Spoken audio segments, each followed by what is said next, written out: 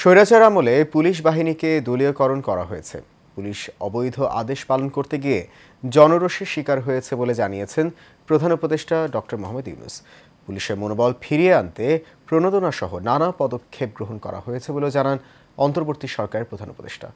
Police সপ্তাহের উদ্বোধনী অনুষ্ঠানে এসব কথা বলেন তিনি। রকিব মানিকের রিপোর্টে দেখুন বিস্তারিত। সকালে রাজারবাগ পুলিশ লাইন্সে পুলিশ সপ্তাহের আনুষ্ঠানিক উদ্বোধন করেন অন্তর্বর্তী সরকারের প্রধান উপদেষ্টা ডক্টর মোহাম্মদ ইউনূস।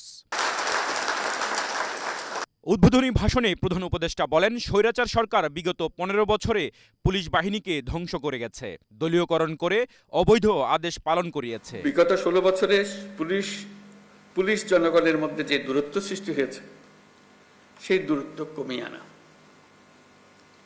পুলিশ বাহিনীর প্রতি মানুষের আস্থা ফিরিয়ে আনা। আমি বলবো এটা কঠিন না।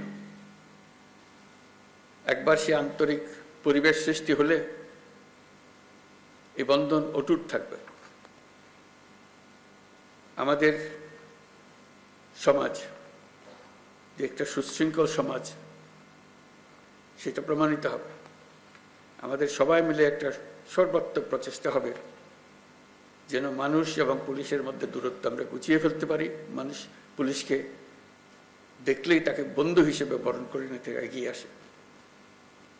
তার প্রতি কোনো বিরূপ মনোভাব যেন মানুষের মনে না থাকে। মানুষের জানমাল রক্ষা, ন্যায় বিচার ও অধিকার প্রতিষ্ঠায় কাজ করার নির্দেশ দেন প্রধান উপদেষ্টা। এছাড়া দেশবিরোধী ষড়যন্ত্রের বিষয়েও সজাগ থাকার পরামর্শ দেন তিনি। চলতি বছরের ডিসেম্বর থেকে আগামী বছরের জুনের মধ্যে দেশে ত্রয়োদশ সংসদ নির্বাচন অনুষ্ঠিত হবে। সেই নির্বাচন যেন সুষ্ঠু ও শান্তিপূর্ণ উপায়ে অনুষ্ঠিত হয়, সেজন্য পুলিশ সদস্যদের ভূমিকা খুবই গুরুত্বপূর্ণ। নির্বাচনে সকল প্রতিদ্বন্দ্বী প্রার্থীর প্রতি সমান আচরণ ও ভোটাররা যাতে নির্ভয়ে নির্বিঘ্নে নিজেদের ভোটাধিকার প্রয়োগ করতে পারে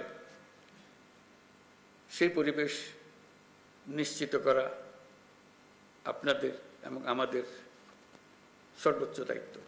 অনুষ্ঠানে ৬২ জন কৃতি পুলিশ সদস্যকে ব্যাজ পরিয়ে দেন প্রধান উপদেষ্টা। রকিব মানিক, এশিয়ান টেলিভিশন, ঢাকা।